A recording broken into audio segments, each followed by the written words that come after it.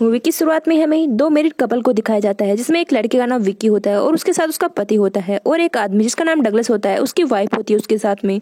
और वे चारों एक क्रिएचर से बच के भाग रहे होते हैं। तभी वह क्रिएचर डगलस की वाइफ को पकड़ लेता है और उसको ले जाके मार देता है। डगलस ये सब देख रहा होता है, लेकिन वह अपनी वाइफ को बचाने के लिए कुछ भी नहीं कर पाता है और उसकी वाइफ वहीं पे मर जाती है। अब यहाँ से आगे हमें मूवी का दूसरा सीन दिखाया जाता है, जिसमें कॉलेज के 5 फ्रेंड एक कार में ड्राइव करके घूमने के लिए जा रहे होते हैं, जिसमें एलिसा और उसका एक भाई होता है और उसका एक बॉयफ्रेंड और उसकी एक दोस्त मैंडी भी होती है।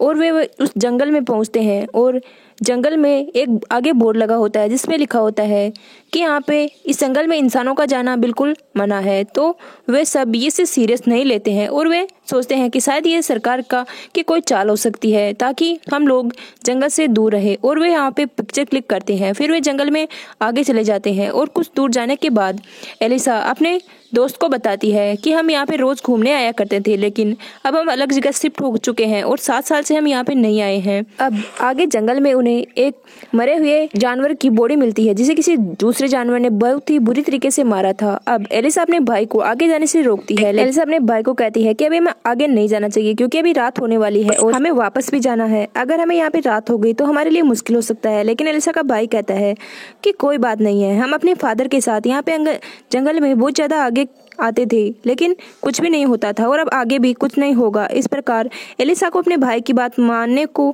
मजबूर हो जाती है और इनकी बहस से थक के एलिसा का दोस्त जब आगे आता है तो उसे वहाँ पे एक बैग मिलता है। फिर ये सब जंगल में आगे बढ़ रहे होते हैं।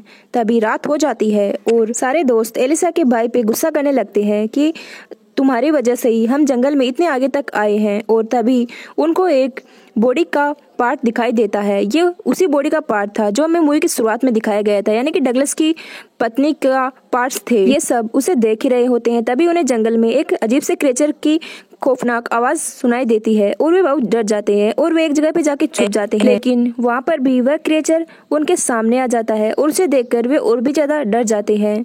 अब एलिसा का भाई उन सबको कहता है कि यहाँ पे एक केबिन है और हमें उस केबिन में चले जाना चाहिए। मैं इस क्रिएचर का ध्यान डिस्ट्रैक्ट करने की कोशिश करता हूँ और तब तक तुम उस केबिन में चले जाना। और जब एलिसा का भाई उस क्रिएचर के पास डिस्ट्रैक्ट करने के लिए जाने वाला होता है, तभी वह देखता है कि उसके पीछे ही वह क्रिएचर अपने आप आ जाता है और उसको पकड़ के मार देता है। ये सब देख के वे सारे दोस्त बहुत ज्यादा डर जाते हैं और तेजी से उस केबिन के अंदर चले जाते हैं। अब वे सब जब जा रहे होते हैं और जब मैडी लास्ट में केबिन के अंदर जा रही होती है, तभी वह क्रिएचर उसका पैर पकड़ लेता है। लेकिन वे सारे मिलके उस मैंडी को बचा लेते हैं और हमें यह दिखाई देता है कि उस केबिन के अंदर 3 सर्वाइवर और थे, जो कि विकी का पति और डगलस थे, जो कि हमें मूवी के शुरुआत में दिखाया गया था। इन तीनों ने मिलकर इस केबिन के सारे दरवाजों और खिड़कियों को अच्छी तरह से बंद कर दिया था ताकि वह क्रिएचर अंदर ना आ सके। अब यहाँ पे विकी एल्सा को बताती है कि हम चारों एक बिजनेस ट्रिप पर जा रहे थे, लेकिन इस जंगल में हमारी गाड़ी खराब हो गई और यहाँ पे उस क्रिएचर के डर से हम इस केबिन के अंदर आ गए और उस क्रिएचर ने एक हमारी दोस्त को भी मार दिया। तभी एलिसा का बॉयफ्रेंड आकर बताता है कि मैंने हम सबके घर वालों को भी फोन कर दिया है और पुलिस को भी कॉल कर दिया है और हमारी लोकेशन भी भेज दी है। इससे हमें कोई ना कोई हमारी मदद करने के लिए जरूर आएगा। लेकिन डगलस कहता है कि यहाँ पे कोई भी नहीं आने वाला है और हम यहाँ से बाहर भी नहीं जा सकते, क्योंकि अब अगर हम यहाँ से बाहर जाएंगे तो वह क्रिएचर हमें मार देगा। इसलिए वे सारे खिड़कियों और दरवाजों को अच्छी तरीके से पैक कर देते हैं। अब यहाँ पे एलिसा सोच रही होती है कि शायद वह क्रिएचर यही चाहता था कि हम इस केबिन के अंदर फंस के रह जाएं। लेकिन तभी उसका बॉयफ्रेंड आता है और उसे समझाता है कि हमें उससे क्या लेना है, कि वह क्रिएचर कौन है, क्या है और क्यों है और वह क्या चाहता है। हमें यहाँ से सिर्फ बच के निकलना है। तभी वह क्रिएचर खिड़की के अंदर से आने की कोशिश करता है, लेकिन वह उस खिड़की को भी अच्छी तरीके से बंद कर देते हैं। अब वह क्रिएचर केबिन के चारों ओर ही घूम रहा होता है और आखिरकार एक खिड़की के अंदर से वह आ ही जाता है और उसको रोकने के लिए विकी का दोस्त जब उसे रोकने की कोशिश करता है तो उसका एक हाथ भी जख्मी हो जाता है और विकी को बचाने के लिए एलिसा और उसके दोस्त एक ड्रेसर को लाने की कोशिश करते हैं, लेकिन ड्रेसर बहुत भारी होता है। तभी एलिसा का बॉयफ्रेंड आके उस क्रिएचर के आंखों में पेपर स्प्रे कर देता है और वह वहाँ से चला जाता है और फिर डगलस उनकी आवाज़ सुन के उनकी मदद के लिए आ जाता है और उस ड्रेसर को सारे मिलके उस खिड़की के अंदर लगा देते हैं जिससे कि वह क्रिएचर अंदर ना आ सके। अब यहाँ पे विकी का हस्बैंड डगलस को उसकी मदद करने के लिए थैंक्स कहता है। तभी डगलस कहता है कि हमारे पास और ड्रेसर नहीं है कि हम खिड़कियों और दरवाजों को अच्छी तरीके से बंद कर सके, इसलिए हमें यहाँ से जितना जल्दी हो सके हमें यहाँ से निकलना चाहिए क्योंकि हमारी मदद के लिए यहाँ पर कोई भी नहीं आने वाला है। अब वे सभी जब रात को बैठे होते हैं तभी एलिसा का फ्रेंड कहता है कि पुलिस को हमारी खबर पहुंच चुकी होगी और वे जल्दी यहाँ पे आते होंगे। तभी डगलस हंसते हुए कहता है कि यहाँ पे कोई भी नहीं आने वाला है क्योंकि वो जानते हैं कि यहाँ पे क्या चीज रहती है और यहाँ पे आना कितना खतरनाक है। अगर हमें यहाँ से बच के निकलना है तो हमें खुद ही यहाँ से पहले निकलना पड़ेगा और हेल्प के लिए हमें किसी को लाना पड़ेगा। तभी एलिशा का बॉयफ्रेंड कहता है कि मैं यहाँ से जाऊँगा और आपकी हेल्प करूँगा। तभी एलिसा उसे एक रूम में लेके जाती है और उसे कहती है कि तुम यहाँ से कहीं नहीं जाने वाले। तभी उसका बॉयफ्रेंड कहता है कि हमारे पास और कोई उपाय नहीं है, मुझे जाना ही होगा जिससे कि हम सब बच सकें। तभी एलिशा उसकी बात मान जाती है और ये सब मिलकर यही प्लान बनाते हैं कि विकी का हस्बैंड उस क्रिएचर को डिस्ट्रैक्ट करेगा और एलिसा का बॉयफ्रेंड तब तक भाग के हाईवे तक जाएगा। अब विकी का हस्बैंड सीटी बजा के उस क्रिएचर को अपने पास बुलाने की कोशिश करता है और एलिशा का एक फ्रेंड बाहर जाके एक दूरबीन से देखता है और वह वॉकी टॉकी से उस विकी के हस्बैंड को बताता है कि वह क्रिएचर बिल्कुल तुम्हारे करीब ही आने वाला है। तभी एलिशा का बॉयफ्रेंड केबिन से जोरदार से भाग के हाईवे की तरफ जाने लगता है। तभी एलिशा का फ्रेंड विकी के हस्बैंड को बताता है कि लेकिन अब यहाँ पे आसपास में वह क्रिएचर दिखाई नहीं देता है, इसका मतलब कि वह क्रिएचर अब एलिशा के बॉयफ्रेंड के पास चला गया होगा। और तभी हमें कुछ देर बाद में एलिशा के बॉयफ्रेंड की आवाज़ चीखने की आवाज़ हमें सुनाई देती है, यानी कि वह क्रिएचर अब एलिशा के बॉयफ्रेंड के पास पहुंच चुका था और उसको मार दिया था। अब जब विकी का हस्बैंड और एलिशा का फ्रेंड उस केबिन के अंदर आने लगते हैं तभी डगलस दरवाजों को बंद कर देता है और विकी जब उसे खोलने की कोशिश करती है तो उसको रोकता है। तभी वॉकी टॉकी से एलिशा उन्हें बताती है कि किचन का दरवाजा खुला है और तुम वहाँ से आ जाओ और वे दोनों वहाँ से आ जाते हैं। और वे अंदर आते ही सबसे पहले विकी का हस्बैंड डगलस को एक जोरदार से मारता है और वह तभी बेहोश हो जाता है और जब वह होश आता है तो वह खुद को बंधा हुआ पाता है।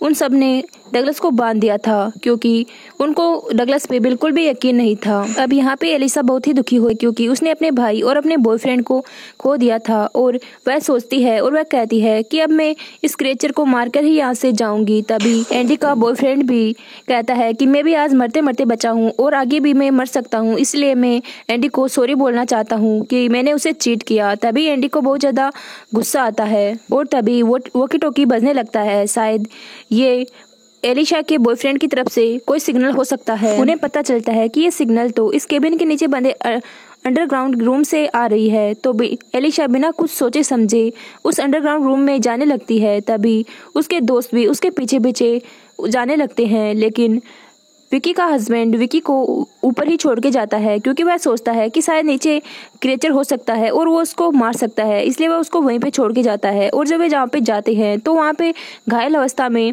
एलिशा का बॉयफ्रेंड पड़ा होता है, लेकिन वहाँ पे वह क्रिएचर भी आ जाता है और तभी विकी उस क्रिएचर को रोकने की कोशिश करता है। अब सारे दोस्त जो है वो एलिशा के बॉयफ्रेंड को ऊपर ले आते हैं। अब विकी जो कि क्रिएचर को रोकने के लिए गया था, लेकिन अब वह नहीं बचने वाला था और वह क्रिएचर उसको भी मार देता है। अब यहाँ पे एलिशा के बॉयफ्रेंड की हालत बहुत ही खराब होती है।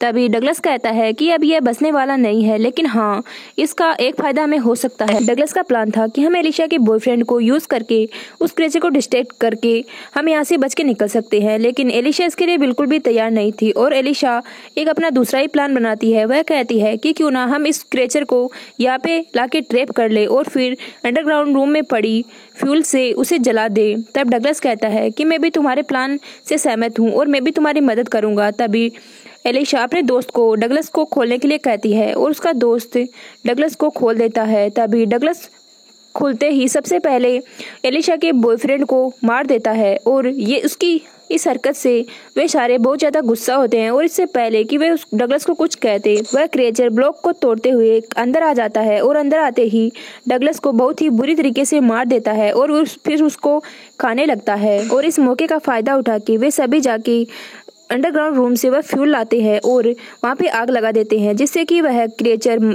जल जाता है और मारा जाता है। और वे सब अंडरग्राउंड रास्ते से ही बाहर निकलने की सोचते हैं और वे जा ही रहे होते हैं। तभी विकी को अपने हस्बैंड की बॉडी दिख जाती है और वह वहीं पे रुक जाती है। तभी एक क्रिएचर वहाँ पे आ जाता है और एलिशा के फ्रेंड को पकड़ लेता है और उसे मार देता है। अब एंडी विकी को लेके वहाँ से भागने लगती है, लेकिन बुरी बात यह है कि वह क्रिएचर विकी को भी वहाँ पे पकड़ लेता है और उसको भी मार देता है। यानी कि यहाँ पे एक क्रिएचर नहीं बल्कि दो क्रिएचर थे और अब यहाँ पे सर्वाइव करने वाले सिर्फ एंडी और एलिसा ही बचे थे। अब वे दोनों साथ मिलकर भागने लगते हैं, लेकिन तभी वह क्रिएचर वहाँ पे आ जाता है और एलिसा को भी पकड़ के मार देता है। अब सिर्फ मैंडी बची थी और वह वहाँ से भाग जाती है और अपने शरीर पे मिट्टी लगा लेती है, जिससे कि उसकी स्मेल से वह क्रिएचर वहाँ से आ ना पाए और वह अपनी गाड़ी के पास भी पहुंच जाती है। वह क्रिएचर वहाँ भी आ जाता है और मैंडी पर हमला कर लेता है, लेकिन वह उस क्रिएचर से बच जाती है और उसको गाड़ी से कुचल देती है और वह वहाँ से सही सलामत निकल जाती है। लेकिन अब हम आगे देखते हैं कि उस क्रिएचर की मरी हुई बॉडी के पास में एक दूसरा क्रिएचर में दिखाई देता है। यानी कि यहाँ पे सिर्फ दो ही क्रिएचर नहीं बल्कि बहुत सारे क्रिएचर होते हैं। दोस्तों, आपको मेरी वीडियो कैसी लगी कमेंट बॉक्स में ज़रूर बताएं और अगर आपको मेरी वीडियो अच्छी लगी हो तो वीडियो को लाइक और अगर आप मेरे चैनल पर नए हैं तो चैनल को सब्सक्राइब ज़रूर करें। धन्यवाद।